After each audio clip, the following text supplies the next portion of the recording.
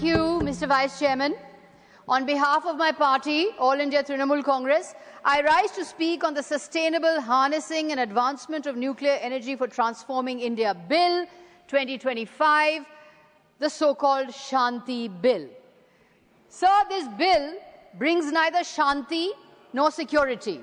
It brings Ashanti, it brings Bipod, it brings Khatra, it brings grave danger. This bill brings danger disguised as development, cronyism disguised as reform, surrender disguised as strategy. This bill is not just flawed, this bill is fundamentally dangerous, sir. Let me be clear. We are not debating whether India should pursue nuclear energy. As the honourable member before me said, India has always pursued nuclear energy responsibly for decades. India has always been a responsible nuclear state. But as a country, are we now prepared to abdicate our sovereign responsibility, gamble with public safety, and place one of the most sensitive sectors of the nation at the mercy of crony capitalism and government-friendly oligarchs as well as foreign pressure? Sir, this bill is not reform, it is recklessness. This bill is not for the public, it's for profit. This bill is not about sovereignty, it's about surrender. The ruling party must also remember that you, Mr. Minister, once accused the Manmohan Singh government of a sellout on the civil nuclear deal, on the Indo-US civil nuclear deal. Today, forget sellout.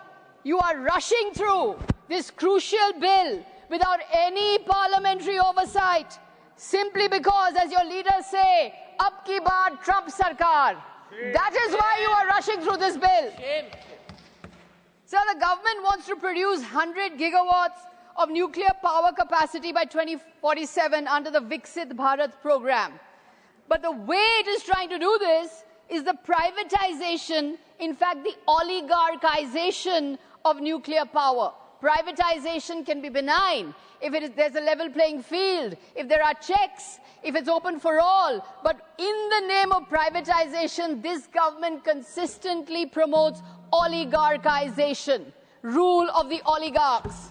The Shanti Bill removes restrictions on private entry by allowing any company or person authorized by the central government to establish and operate a nuclear installation. This is a huge policy shift, as was pointed out, and ends 7 decades of state exclusivity over nuclear power.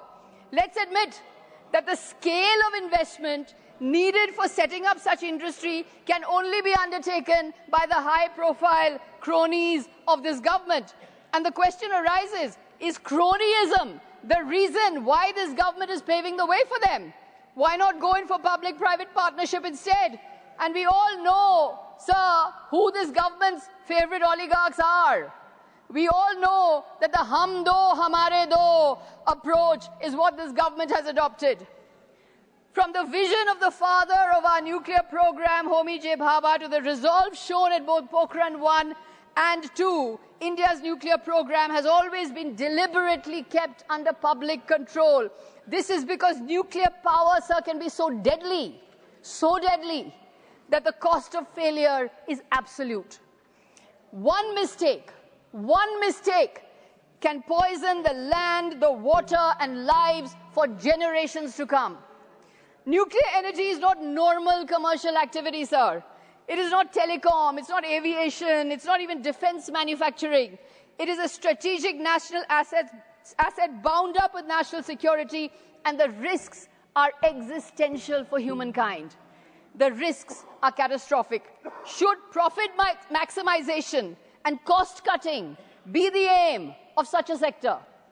At the core of the bill is a highly diluted liability regime, a reworked liability framework under Chapter 3, which caps the maximum compensation for any single nuclear incident, with the operator's liability limited to installation-specific ceilings set out in the second schedule. So the doctrine of absolute liability, held by the Supreme Court in the 1984 Bhopal gas disaster, is being limited. The bill repeals the existing Civil Liability for Nuclear Damage (CLND) Act of 2010, uprooting decades-old legal protections around nuclear accidents, weakening accountability for suppliers. The liability cap, 300 million special drawing rights or SDR, a few $100 million or 3,900 crore is absurdly insufficient compared to the catastrophic cost of a major nuclear accident.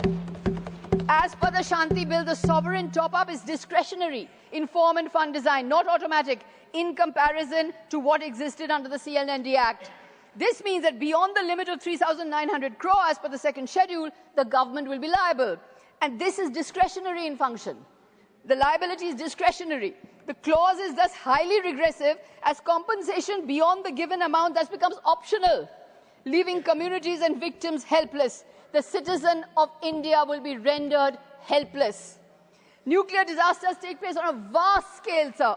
In the 1986 Chernobyl catastrophe, the property damage was $7 billion, with 350,000 people resettled. In the Fukushima Daiichi disaster of 2011, the cleanup and compensation cost $180 billion, with 160,000 temporarily or permanently evacuated. So why this cap on liability, given the high urban population densities around sites like Tarapur and Kudankulam? The 2010 Act clearly defined the operator as a government or government company and allowed right of recourse, Section 15, against suppliers for defective components. The Shanti Bill redefines operators to include any company and allows liability transfer via contract, making supplier liability voluntary. The Shanti Bill shifts liability and recourse rules towards contract rather than statute, meaning suppliers can be insulated in the fine print of the contract and victims' ability to seek redress becomes uncertain. This is because contracts will be negotiated from an unequal bargaining position. It is terribly unfair to the victims, potential victims. Removing the provision of right of recourse is nothing but the anti-people playbook of the BJP. You are pro-oligarchy and anti-people. We have seen this play out in Bengal, where you have stopped Manrega and frozen funds amounting to 52,000 crore. What you want is people should have no right of recourse. But Bengal Chief Minister Mamata Banerjee will always stand with the people of Bengal. That's exactly why we started the Kanya Shri scheme, paying 51 lakh beneficiaries from the state's own funds. Nuclear. But you only understand the language of profit, not the language of the people. Profit and nuclear safety cannot coexist, sir. One rewards cost-cutting, the other demands zero tolerance for error. These are irreconcilable philosophies, and the helpless Indian citizen will pay the price. Nuclear accidents are not imaginary fears. Chernobyl was not the result of mere technical failure. It was weak oversight and political pressure to prioritize output over safety. As a result, human lives were destroyed for generations. For generations, human lives were destroyed. Nuclear radiation does not negotiate. Nuclear radiation does not forgive. Nuclear radiation does not respect contracts and corporate liability clauses. We still remember the photo of the lifeless baby lying in the Bhopal mud. Shanti removes explicit acknowledgement of long-term radiation injury and allows the government to exempt facilities deemed insignificant risk. This is a violation, sir, of the ILO Convention number 115 on radiation protection. The bill also reflects a blind and obsessive push for nuclear expansion without adequate debate on alternatives or consequences. India is blessed with solar, wind, hydro, and storage potential. A responsible energy transition demands balance, not fixation on the one source. Energy security cannot come at the cost of human security. When safety audits slow down profits, which one will be sacrificed, sir? Which one will be sacrificed? Safety audits or profits? When maintenance budgets threaten balance sheets, what will be cut? When emergency preparedness looks expensive, who will take responsibility? The global trend is to strengthen, not weaken safety norms, but this bill, Mr. Minister, is going in the opposite direction to what the global trend is. But the real shocker of the bill is this, sir. This sudden enthusiasm for opening India's nuclear sector coincides very conveniently with the intense foreign pressure, particularly from the United States, to allow private and foreign companies access to India's nuclear market. Under the existing DP-IIT FDI policy, private entities in atomic energy can attract up to 49% foreign investment. By removing the government company-only clause, the Shanti Bill enables such FDI. This is startling. Will foreign entities now gain control over one of the most strategic resources of our country? Shame. Is India's nuclear law being rewritten to suit foreign commercial interests? Shame. Is Parliament being asked to legalize what was politically promised abroad? Is national policy being shaped to please Washington rather than protect the citizens of India? Shame. This is a government of मुंह में स्वदेशी, दिल में विदेशी. मुंह में बोलते हैं आत्मनिर्भर Bharat, but the dil is videshi. We must again remember the slogan, shouted with great enthusiasm by the leader of this government, Ab ki baar Trump Sarkar.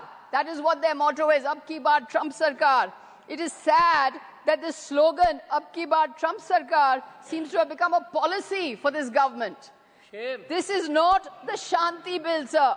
This is the TRUMP bill, the Trump bill, the Reactor Upgradation Management Program, TRUMP. This bill cannot be rushed through Parliament.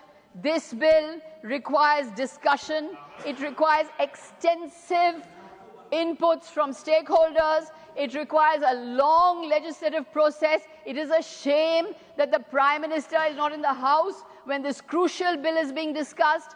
Citizens of India's lives are at stake. Existentially, humankind is at stake. Nuclear radiation is a possible fallout. How can this bill be passed? How can this bill be rushed through Parliament with 4 hours notice, with a 4-hour debate? It cannot happen, sir. This bill has to be thought about more. There have to be more discussions. There have to be greater consultations with stakeholders. Otherwise, the lives of citizens of India are at stake. The lives of helpless citizens of India are at stake.